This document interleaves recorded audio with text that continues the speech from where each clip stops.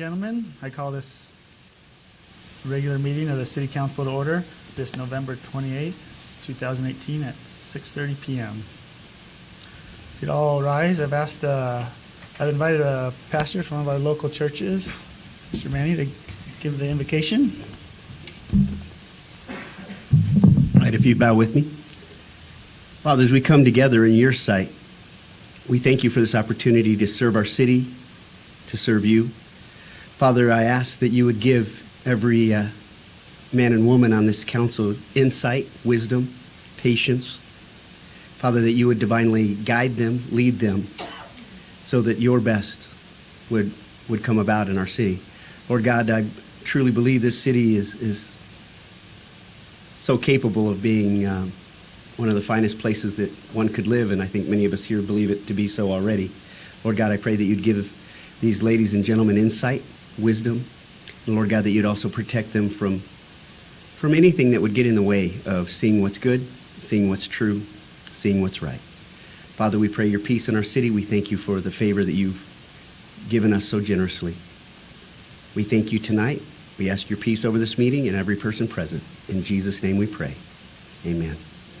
Thank you. I've also, I'd like to start if there's any other churches in town that would like to give a little invocation in front of every meeting. I open that up to all the churches in town. Thank you, Pastor Manny. Now, if we all turn to the flag for the Pledge of Allegiance. I pledge allegiance to the flag of the United States of America and to the republic for which it stands, one nation, under God, indivisible, with liberty and justice for all.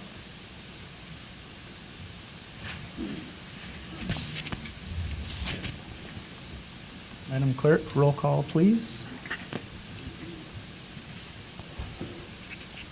Councilor Davis? Present. Councilor Yang? Here. Councilor Bobby? Here. Councilor Cormier? Here. Councilor Warner? Here. Vice Mayor Cogan? Here. And Mayor Tappan? Here. Did you say Vice Mayor Cogan? I'm here, yeah. Warner said twice. Yep. Got you, Councilman Warner. Discussion. Are there any, would anyone want to talk about anything on the council's strategic priorities? Mr. Mayor, I would like to have a little discussion on one of our priorities, which is Horseshoe Bend. I was hoping that the chief would be here because I think we need to get the police and public works and the citizens all on the same page of what's going on out there during construction, because most people are coming 5,000 and 10,000 miles to see their no when we're closed is not the answer that they want to hear. So maybe somebody could, oh, there he is. We got to put him on the hook. Maybe Mike could start with giving us a rundown of what we are doing. And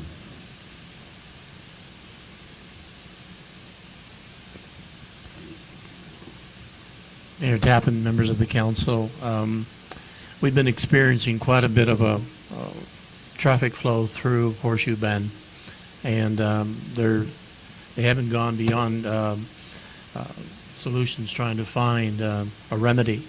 In working with our police department and ADOT, we've also have come across some areas where it's been it's troublesome. We've had in the past weekend during the Thanksgiving holiday, we've had officers providing citations on the roadway, and it still didn't stop the tourists or the traffic flow, I should say, from going around them to try to enter the facility. We've changed a little bit of our signage, but it's a work in progress. We're going to be discussing this a little bit further tomorrow with Public Works, Police Department, and DPS. There are some issues that we just need to resolve as we go toward the holiday season as well. Our signage is an issue, so we're hopeful that we'll be able to have a solid, more traffic plan in place. Chief, you care to answer? Lieutenant, you care to answer any more to that or add any more to that? Or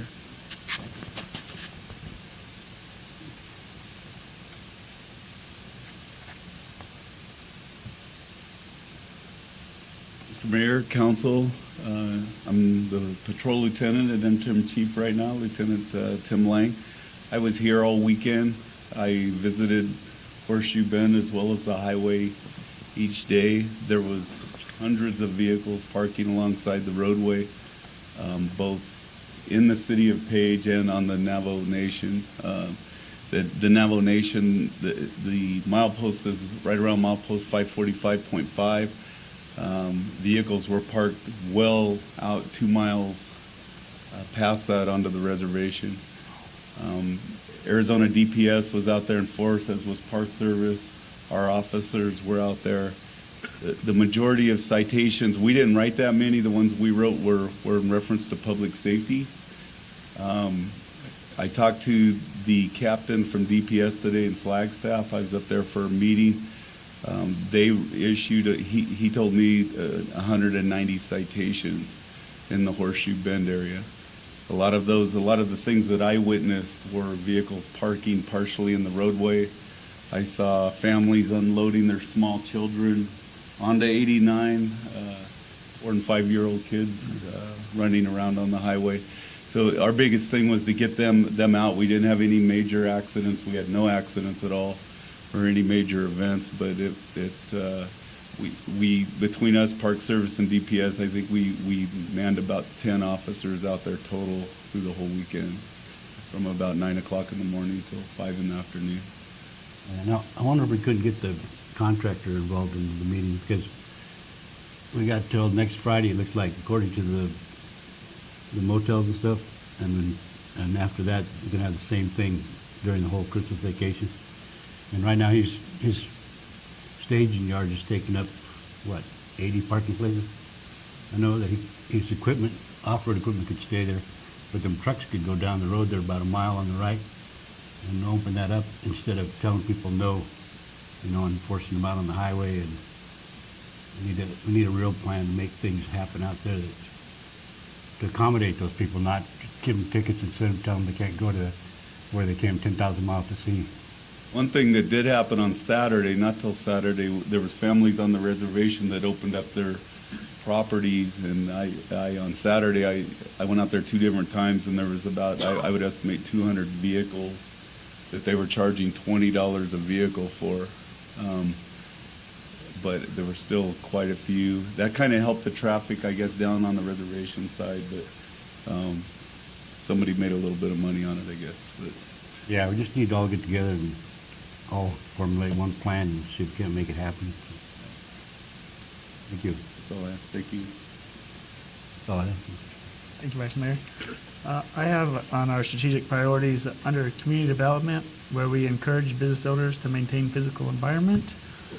I wanted to, again, it's kind of now going to be a theme, my corner award, and that's for Big Lake Trading Post, and recognition of their outstanding pride of ownership and the beautification improvements made on the convenience store grounds, the new gas pump, signage, landscaping, the asphalt, including, if you've driven by there, the rock art that says "Welcome to Page." So we want to thank you for making a first great impression upon entering Page. So if you'll come up, council wants to present the award with me.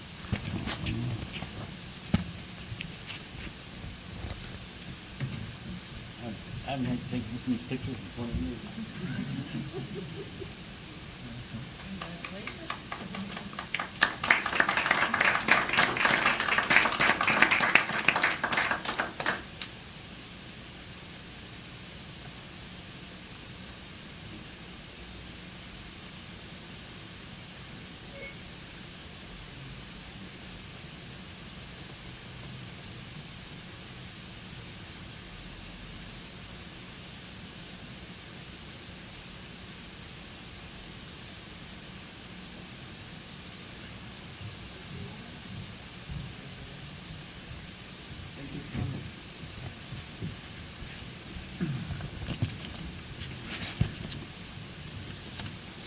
And one other under priorities under quality of life, or quality of life for our residents, where we create high quality recreation and leisure activities, where Page does. I just wanted to remind everyone that the performing arts this weekend. The Nutcracker is performing at 7 on Friday and Saturday night, so go support the arts. So we're going to move on to the priority list of individual counselors. This is something for the new people. We have a page of individual priorities. So you'll write up your priorities, and we'll put that in the book for everyone to see see what your agenda is. Does anyone have anything they want to say? Okay. So moving on, as we do this agenda, if there's no action items, I'm going to skip over them. For example, we don't have any more minutes. We did the minutes on Monday. So from now, if there's no action items, I'll be skipping over those items just to give you a little warning. We're going to move on to the consent agenda, where all items are approved and done by one undebatable motion passed unanimously. Move to approve the consent portion of the agenda. Second. Discussion. All in favor, say aye. Aye. Aye. Opposed? Motion passes. Next, we'll do the call to the public. At this time, if there's any members of the audience that would like to address the council at this time on any non-agendized items, please remember that council cannot discuss or take any legal action during this time. Anybody? Okay. We're going to move on to unfinished business. Item number 10.1, the zoning ordinance and new City of Page zoning map, the second reading. Madam Clerk, will you introduce? I move to introduce ordinance 641-18 by title only.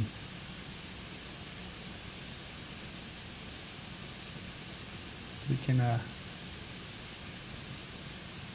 it was discussed that it's not required to have a motion. We can certainly make one if you'd like. Okay. Nobody passed that information on. And I don't hear a second anyways.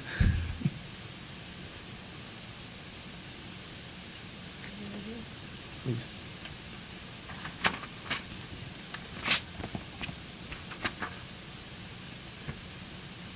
An ordinance of the mayor and city council of the city of Page, Coconino County, Arizona, repealing the existing City of Page Code of Ordinances, Chapter 152, also known as the Page Zoning Ordinance, and repealing the existing zoning district map, adopting a new zoning ordinance for the city of Page comprised of sections 1 through 9, and adopting a new City of Page zoning map.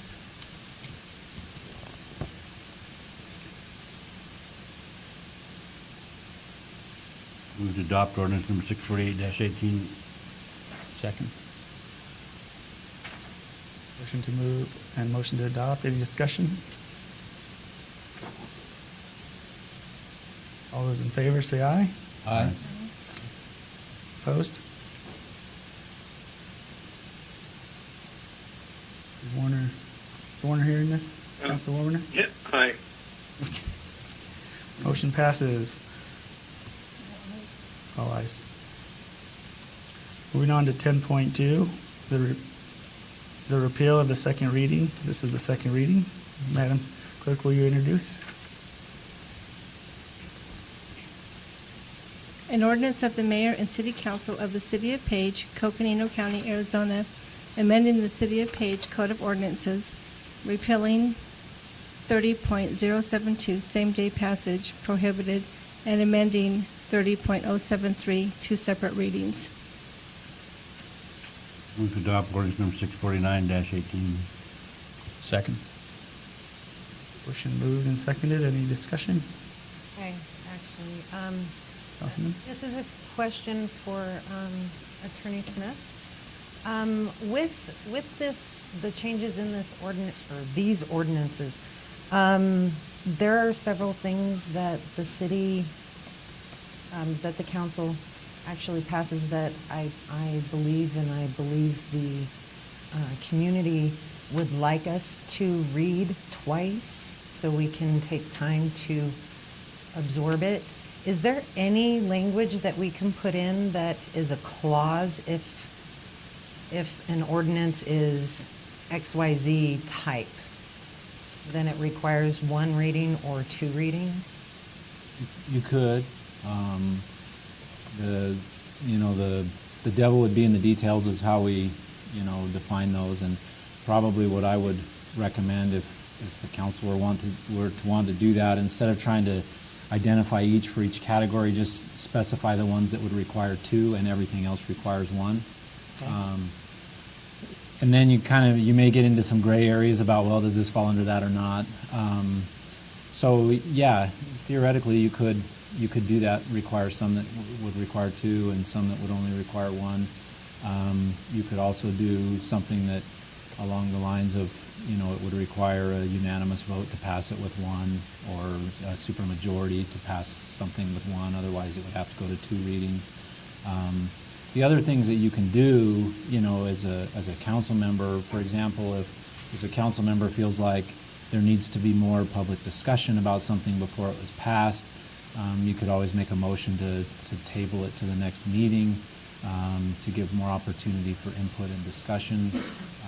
So there are other options that you have without having to change the code or build it into the code that would allow for additional discussion on a particular item. Yes, so this will streamline the process, and then on those issues, we can always bring back a second time. I realize there are a lot of things that do need to be streamlined, especially when it comes to development. But there are some things that I agree. really shouldn't be. Well, and also just keep in mind, sorry to interrupt the discussion there, that, for certain things like zoning ordinances, anytime we change a zoning ordinance, we're required to go through planning and zoning. They'll have a public meeting on it, make a recommendation. We often have to have public hearings for certain types of things. So probably a lot of the types of ordinances that you would envision that you might want to do two readings, you really have a long public process because it goes through public hearings in front of P&Z. It'll go through public hearings in front of this body, and so it's not something that would just you would be sneaking through quickly. The public's going to have ample opportunity to comment and be aware. Okay. Thank you.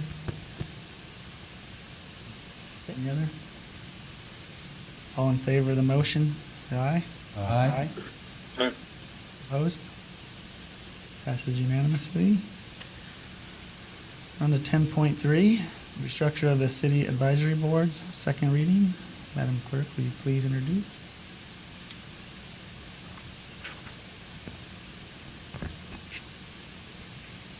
An ordinance of the mayor and city council of the city of Page, Coconino County, Arizona, amending the code of the city of Page, 31.20, Airport Advisory Board, and 31.26, Community Development Advisory Board, and creating an Economic Development Advisory Board. Move to adopt ordinance number 650-18. Second. Motion and second. Is there any discussion? I should also say, since there's a few members on council, if there's anything you'd like to discuss, please bring it up. But any discussion? All right, all in favor, say aye. Aye. Aye. Opposed? Passes unanimously. 10.3, discussion and action on the zoning change for parcel 801-13003D. For the second reading, Madam Clerk, will you please introduce? An ordinance of the mayor and city council of the city of Page, Coconino County, Arizona, amending the zoning classification of parcel number 801-13003D from planned development residential to multifamily residential to the single zoning designation of planned development multiple residence. Move to adopt ordinance 651-18. Second. Motion and second, any discussion? All in favor, say aye. Aye. Opposed? Moving on to 10.5, the zoning change for parcel 800-12-025, second reading. Madam Clerk, if you'll please introduce. An ordinance of the mayor and city council of the city of Page, Coconino County, Arizona, amending the zoning classification of parcel number 800-12-025 from multifamily residential RM to central business district CBD.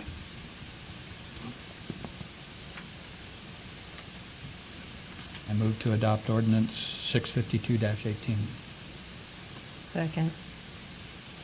Motion is second. Any discussion? All in favor, aye. Aye. Opposed? Motion passes unanimously. Moving on to new business.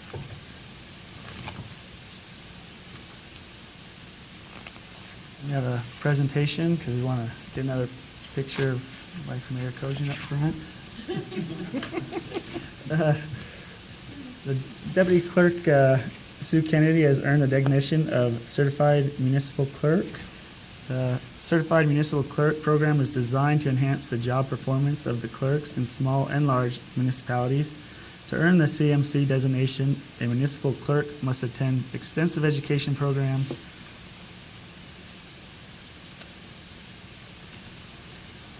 and the CMC designation also requires permanent experience in a municipality.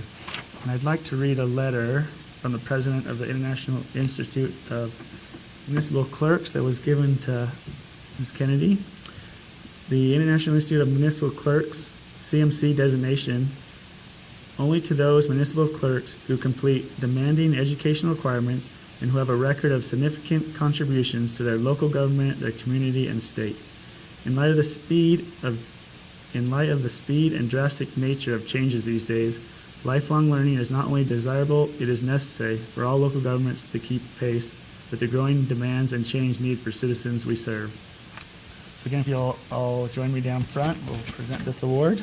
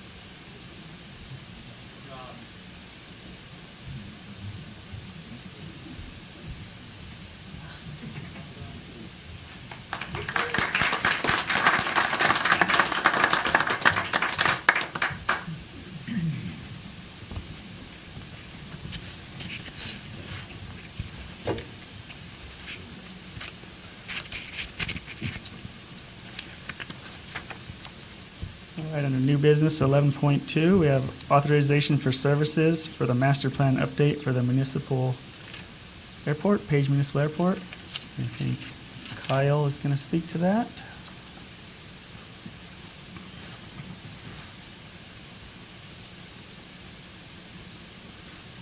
Evening, Mayor Tappan, members of the Page City Council. During the August 8th, 2018 Page City Council meeting, the motion was approved to accept the Airport Improvement Program grant offer for the Airport Master Plan update. The primary objective of the Master Plan update is to evaluate the existing conditions at the Page Municipal Airport, forecast future demands, determine the immediate and future facility requirements, identify the most appropriate airport improvements to meet the demands of the airport users, and update the airport layout plan drawing set. The Airport Master Plan update will serve as a comprehensive document which will provide guidance to the airport staff, the City of Page, and surrounding jurisdictions. In accordance with the General Airport Consulting Service Contract dated the 8th day of June 2016, this contract is with CNS Engineering Services. The provision of the agreement set forth that CNS Engineering will perform the planning services associated with the Master Plan update at the Page Municipal Airport. The attached authorization of services identifies the scope of services that will be performed by CNS Engineering Incorporated. The final scope of services have been reviewed and approved by the FAA. The previously approved grant agreement finalizes the funding to allow the city to proceed with the Master Plan update for the Page Municipal Airport. The master plan update is approximately $512,566 with 95% reimbursable from the FAA. The reimbursable grant requires the City of Page and the Arizona Department of Transportation each provide 2.5% or $12,814 towards the project. The AOS, or the authorization of services, includes $25,260 for an additional economic benefit analysis task. These costs of the economic benefit analysis task are ineligible for the FAA and are to be paid by the city only. So, Is that economic benefit analysis, is that in the 512,000? no, that will be additional from the city of Need Page. that? How is a guesstimate of what may happen? It's like waste $25,000 to me. What's your opinion on what we benefit from that 25,000? Well, they'll look beyond what just is required by the FAA for the airport master plan. They'll look at what we actually get from the airport, economically. It's an opportunity for us to evaluate how the FBOs are prospering out there, what we might do to improve some of the revenue perhaps of that area.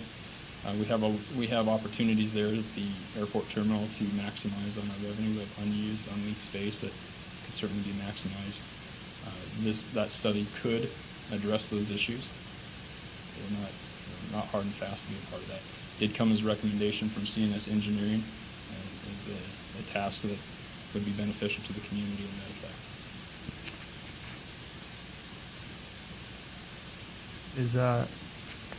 When I think of airport master plan, I like think of runways. Does that include the terminal space inside? The economic analysis will include the terminal.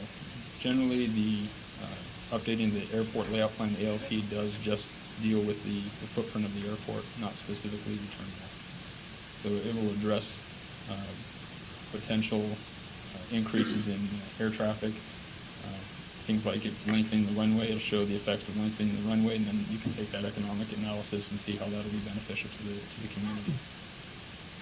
I know that the inside of the airport has changed from what it was originally built for. So It's getting pretty full inside the terminal itself on the main floor. Yes. This isn't the first airport master plan I've approved tonight. So I'd say wasting that 25,000 on a guess of what may happen, because the future changes so much that it doesn't really predict what's going to happen out there. I mean, we're already on our third or fourth one since I've been on council, so I think I can approve 526 or 5. Necessary evils, if you will. The system, the way it works, is the FAA provides the city substantial funds on an annual basis based on employment. And without a master plan, trying to get those improvements through the FAA bureaucracy is almost impossible. So if we were to go alone and move forward improving the airport without this master plan, we'd have a difficult time getting our improvement grants that we use to enhance the airport.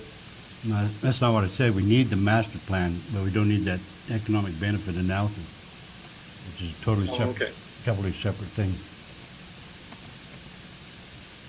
I already moved to approve the $512,567 for the master plan.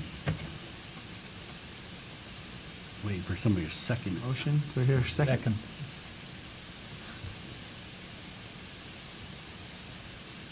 So how does this, who does that analysis? It'll be in that's conjunction contracted? with CNS Engineering and then also Kaufman and Associates. They're the subcontractor, if you will, that will be performing the tasks of the airport master plan update in conjunction with CNS Engineering. All the funds will be flowing through the city to CNS, and then they'll distribute it out to Kaufman and Associates. Included in the grant is funding for the city's administrative purposes of that. It's kind of they pay us and we give them back 2.5% of the FAA prefers it. Chairman? No, it's not an Yes, invalid Mark. option.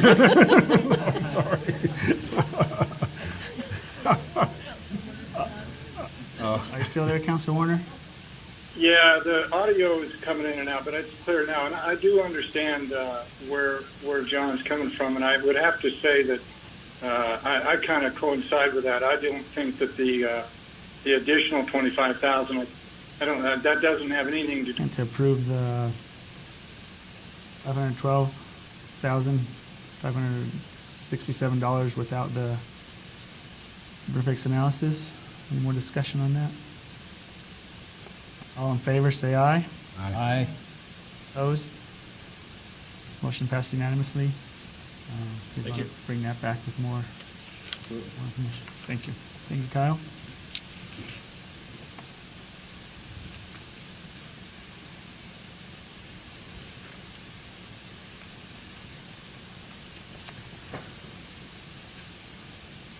New business under 11.3, discussion about the citywide grant assessment. Mayor Tappan, members of the council, one of the core priorities coming to the city of Page for me was to take a look at our grants and see how we can alleviate the general fund from some of the capital projects that were invested with the city. This assessment that I had conducted was beyond the audit that we conduct on an annual basis through finance. What I was looking for here is the bigger picture of how the city can participate, not only from a local level, but state, regional, federal, which we already, as you're hearing on our airport, we do participate quite a bit at a federal level. But what I was looking for is the foundation grants, the tribal grants, and in particular, how we leverage the grant making. A city of our size, a threshold of anywhere near 10,000 population, we should be in the general area of around 3 million in receivership of grants. We're not there.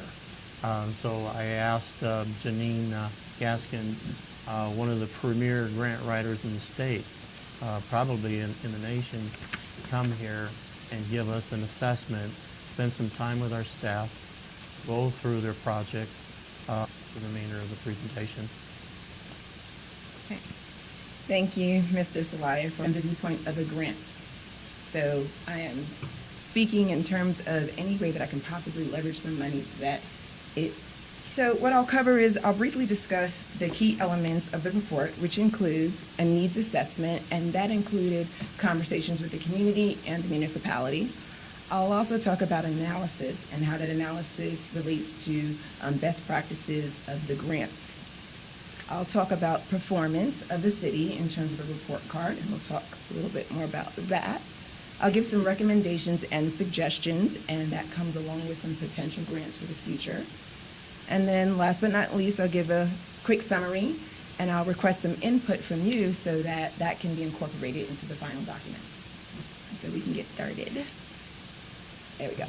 All right, needs assessment. So the first thing that we did was I went out and I toured and interviewed some of the tourists, some of the residents, and some local workers, and I just kind of asked them random questions about what they felt the city's needs were.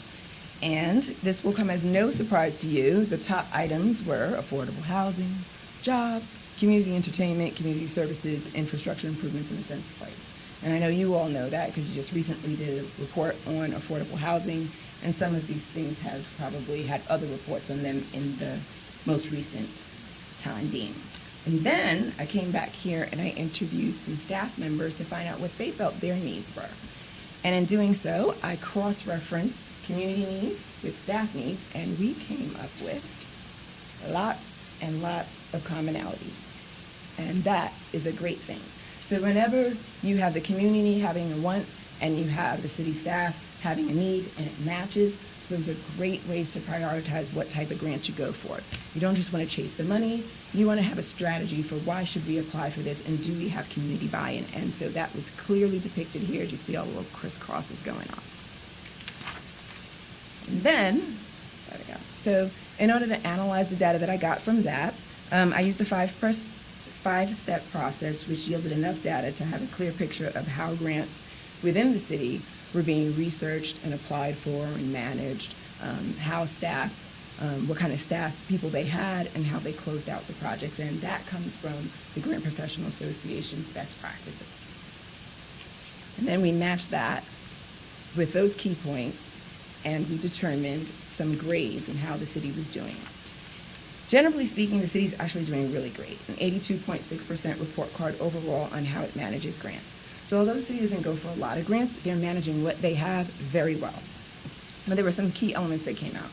The one thing I'd like to highlight here, and of course there's more details in the report, but 100% on the closeout process. So by the time that grant is ended, the city does really well with closing out, make sure everything's paid off, making sure that it's the clerk's office will make sure that it's housed in the for the right amount of time. They'll make sure that assets are being tracked, 100% for the city.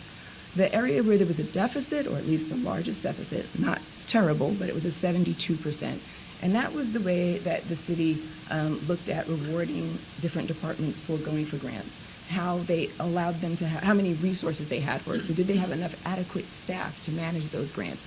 And that's where it got a little goofy. That's where we found that there needed to be more staff to help. There could be a grant administrator or a new position or someone.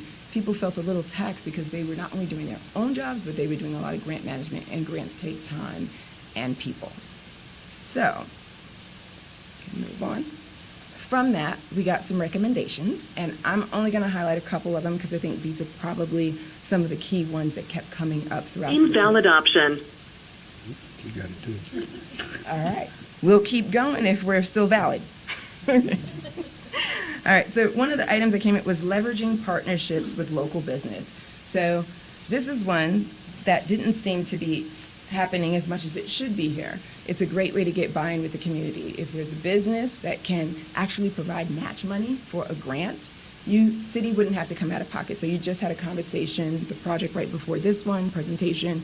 Well, how does that work? The city had to come out of pocket. So there's a way to work grants where you get some donations from local businesses that may say, you know what, I like economic development. Tell me how my business might fit in the airport. And then they might pay that money. And then the city doesn't have to come up with that extra funds. So there's ways to do that and leverage that with public-private partnerships. And then looking at nonprofits. So if nonprofits provide a social service need in the community, and your social service director, community development director, community services director doesn't have enough people to do something, partner with those nonprofits. There are grants out there, which, by the way, you are more competitive when you partner, that you can say, hey, the city doesn't have the resources to do it, but this nonprofit, we'd like to give you a little bit, join in with a grant. You get some money, we get some money. It's a win-win problem. Okay, the other thing that we noticed was, number 2, beef up the grant policy. So the grant policy was excellent for now because the city doesn't put out or request many grants. But in the future, as you grow grants, one of the things you'll want to have to avoid any audit issues is separation of duties and really calling out who does what, checks and balances. The third one was hire a grant professional. So that just came up over and over again. So if you go for more grants, you're going to need more oversight. And if you need more oversight, are you going to tax the subject matter experts with some of those things that they don't need to be following? Who's going to make those follow-up calls? Who's going to make sure that all the information is in one spot? Who's going to do the outreach and the research? Some of those things your staff is already doing a job. And so to ask them to do more grants and then on top of that manage those grants, that's just really going on to a potential burnout. And then last but not least, one of my favorites is start a city council community grant program. I don't know if any of you are familiar with this, but this happens at all different size municipalities. It can be as little as $15,000 general fund set aside to $150,000 and upwards that cities do all the time.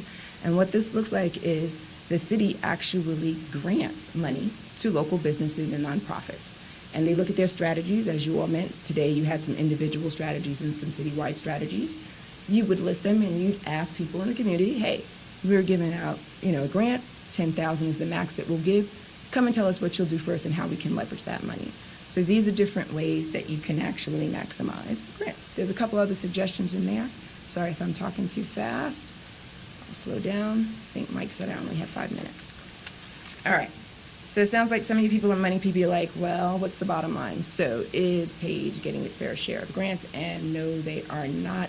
As Mr. Salaya mentioned earlier, I took a stab at, I looked at Arizona Leagues of Cities and Towns, found some comparable cities, basically in size, and what we found out is that the city of Page is about 16% less, getting 6% less in grants than those comparable cities, and that equates to around about $260,000. So if you hired a new person, that person could definitely make more, be paid less than $260,000, and therefore it would be worth it. Not only that, the more grants you write, the more money you have, and one of the key things is writing an administrative person so you don't have to tax staff again, and on, and so you can benefit from that.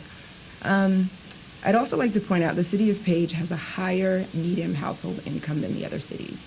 And a lot of people think that you can't write a grant unless you're poor, and that's not always true. Now, it helps sometimes, there's a need, and that gives you a higher point. But some of the things that came out of this report is that you have 9.7 people that bike and walk. That's like twice as much as everybody else. So here you're looking at, find that low-hanging fruit, you're going to look at transportation grants. You're going to look at maybe a tram or a light rail or something. You're going to look at those things because you have people that actually walk, and you're in a rural place, and nobody's around, and so transportation is a big thing where you can find some money at. The other one was you have a higher service area. So I understand that the city annexed in some additional land, but perhaps they might look at, does that take more public service people, more police officers, more fire to cover that land?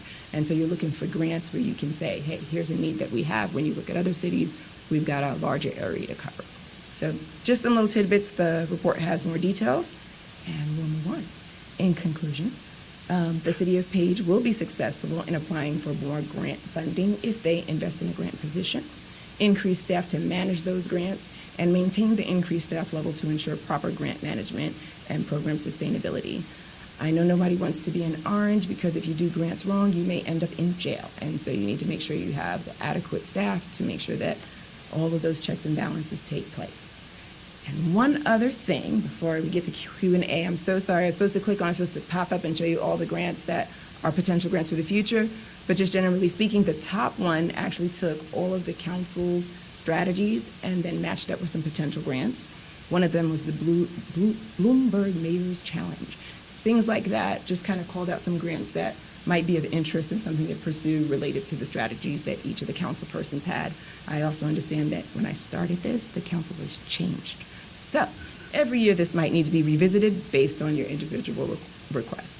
And then the bottom one actually takes input from each of the directors and some other staff members, because there were more than directors that I met with, some of their key projects that they wanted to, and this actually matches up with their priorities. And this one's a little more detailed, has a few more grants per project that they were actually looking to do. And so with that, I will take questions. I apologize if I talk too fast. I'm a New Yorker. Can't help it. Any questions? Typical grant cycle on municipal grants. What's the cycle from start to finish? In terms of time or in terms of process? Time. Time. Varies. So it depends. Every single grant could be different. If you're looking at a foundation grant, they may say, you know what, $10,000 and it takes you a little while to write it, you get a year to spend it.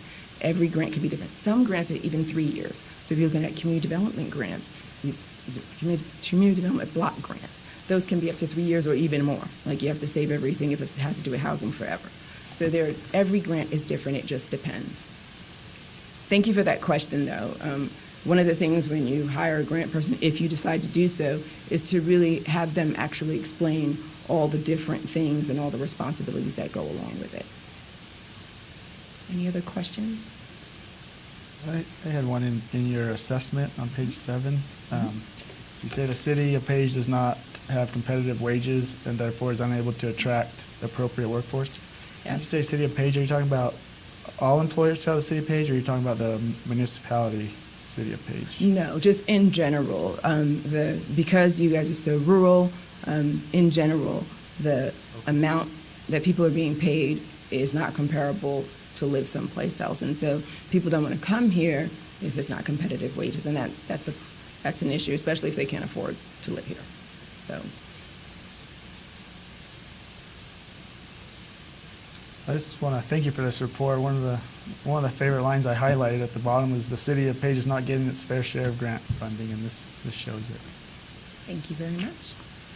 And please, if you have any more comments, I'd like to add it into here just before we finalize it. And if you have any more input, please let me know.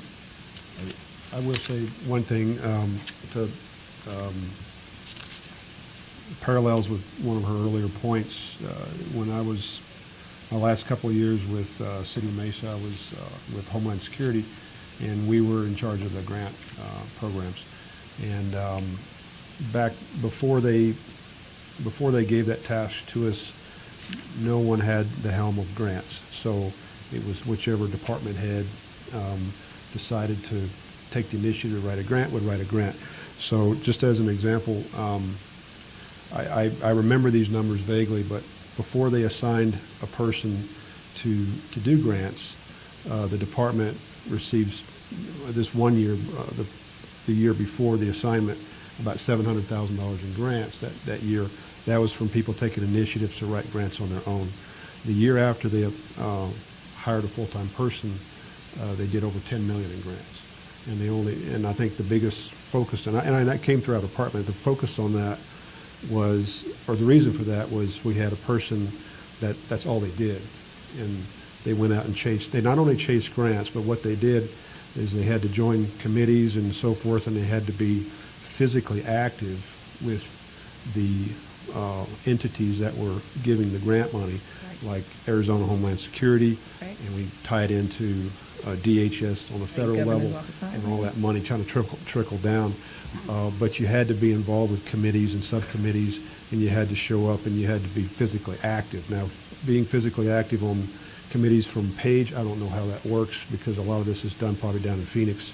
I'm guessing a lot of this comes from down in Phoenix. And so I don't know we could get that kind of result, but what I'm saying is when we focused a person on it, it did have a result, and probably has a payback, I would think. Thank you for that. May I ask if it was Jerry Dillahay or Sharon Skinner in Mesa? No, this was back in between 2008 and 2010 is when I was there. Okay. So it's a whole different staff. Yeah. Well, thank you for that. That is true. UOSI grants specifically, Yes. those grants, they do actually come up to the north, and so it is imperative that your public safety do show up, do get relationships developed, because even if they don't give you a big grant one year, you've developed relationships, so they'll think about you when other money comes. Yeah, that's where we got a lot of our funding. We got we got police cars, we got fire trucks, we got armored cars, we got all kind of crazy stuff out of those grants. So anyway.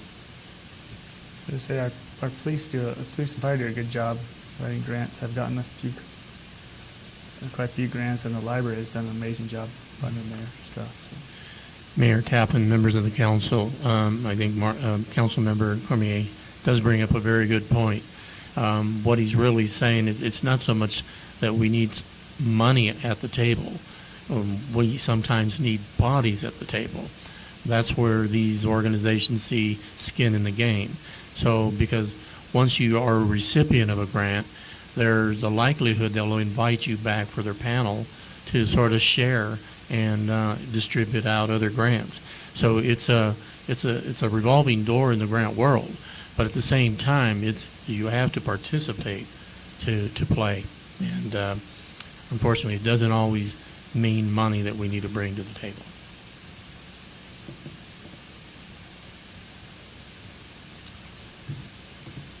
Thank you. Thank you so much. Appreciate your time.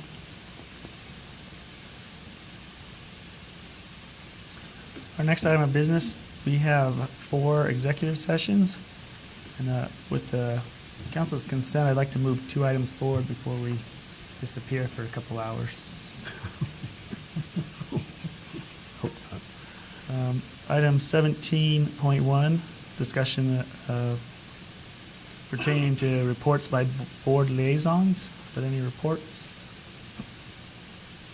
And I'll be assigning new liaisons by the next meeting. 18.1, discussion pertaining to the Arizona Council of Governments, ACOG and Head Start. Debbie's got that. Mayor, council. Every year for the last 20-plus years, the community center has provided meals for Head Start. They pay us to do a good breakfast and a lunch for them. And every year we come to you asking to sign the agreement. That was sent in the paperwork. And do you have any questions? I move to approve the standard agreement to provide food services to NACOG Head Start from October 1st, 2018 through September 30th, 2019. Second. Motion in multiple seconds. All those in favor say aye. Aye. Opposed? Motion passes. Thank you. Thank you. Okay, I'm going to read the headings of these executive sessions.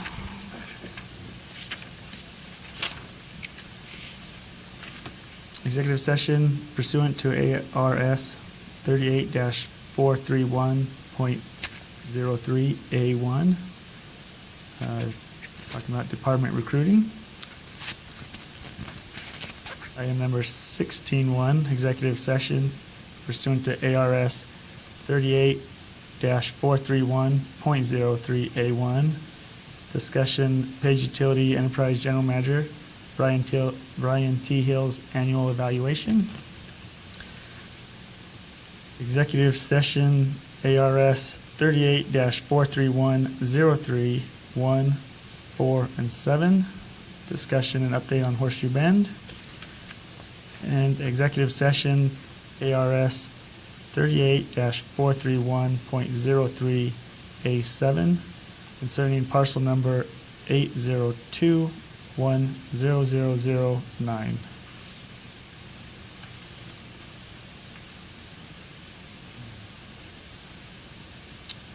Which one did I miss?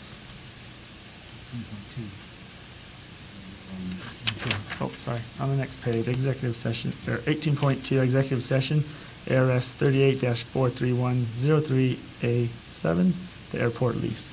Thank you. I move to go into executive session to discuss all five of Four. five. 1, 2, 3, 4,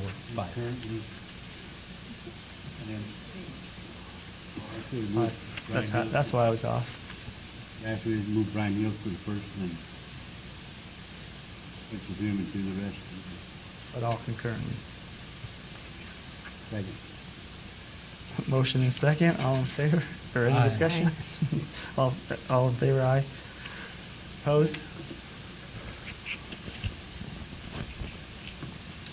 All right, we'll be going into executive session. When we come out, there will be no other action besides the executive sessions on our agenda. Thank you for coming in tonight.